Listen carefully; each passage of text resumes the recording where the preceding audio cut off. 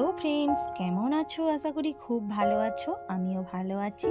আজকে আরও একটা নতুন ভিডিওই তোমাদের অনেক অনেক স্বাগত, অনেক ভালোবাসা। আর দেখো আকাশটা কি সুন্দর। আমি তো ভাবলাম যে তোমাদের সাথে একটু শেয়ার করি। আর দেখো এখানে তো আমার ফুল বাগানে এখন মেয়েটা ছাদেতে ভিডিও করতে পারেনি।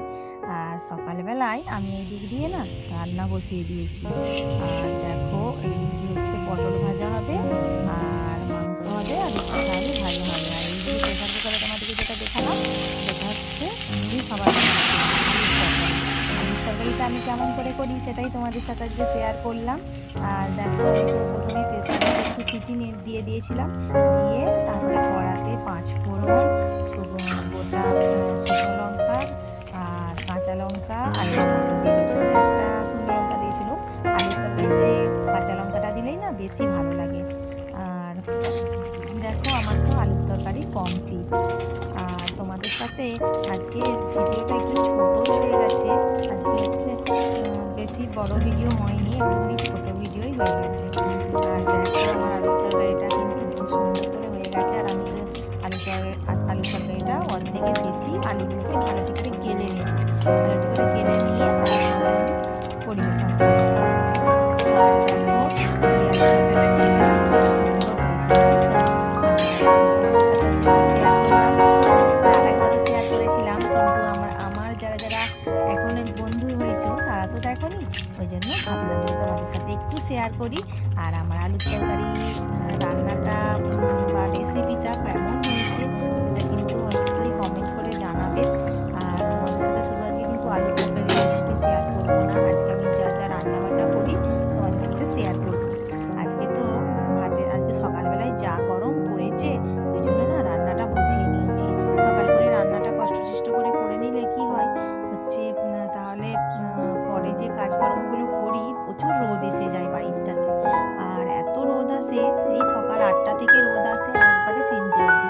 আর সবসময় ওই যে বিরাট কষ্ট হয়, একদম না খুব কষ্ট হয়েছিল, শরীরটা খারাপ করে গেছিলো। ওই জন্য তারপর দিন থেকে আমি ভেবে নিয়েছি যে আমি সকালবেলায় যাই, সকালবেলায় আমি রান্নাটা করি, যাতে এক পদই হোক, 2 পদই হোক, আর 4 পদই হোক। হ্যাঁ, যে রান্নাটা করে নিলে একটা বড় কাজ সারা, জানো। আর দেখো আজকে তো মাংস করব, ওই জন্য ভাবলাম যে অনেকদিন উচ্ছে আলু ভাজা খাওয়া হয়নি। ওই জন্য ভাবলাম যে উচ্ছে আলুটা ভাজি। দেখো উচ্ছেগুলোকে তো আমি প্রথমে ভালোটি করে ভেজে নিয়েছিলাম, তারপরে আমি আলুগুলো দিয়েছি। উচ্ছেগুলো আজকে না অনেকটাই ভাজা হয়ে গেছে, অন্যদিন একটু থাকে, আজকে অনেকটাই ভাজা হয়ে গেছে। উচ্ছে আলুটা ভাজার সময় হচ্ছে কি হয়েছে জানো তো, উচ্ছে আলুটা ভাজার সময় আমাদের আমরা বালির গাড়ি এসেছিল, সেখানে দেখতে গিয়েছিলাম, আর উচ্ছেটা একটু একটু হয়ে গেছে। দেখো মাংসটাকে তোমাদেরকে দেখিয়ে দিলাম, মাংসটাকে ম্যারিনেট করে নিয়েছিলাম, নিয়ে 1 ঘন্টা রেখে দিয়েছি। আর এদিকে দিয়ে আলু ভাজাও হয়ে গেছে, আর মশলাও বেটে নিয়েছি শিলেতে। আর এই দেখো এদিক দিয়ে আমি এখন পেঁয়াজটা হচ্ছে করে ভেজে নিচ্ছি, পেঁয়াজ লঙ্কা কাঁচা লঙ্কা।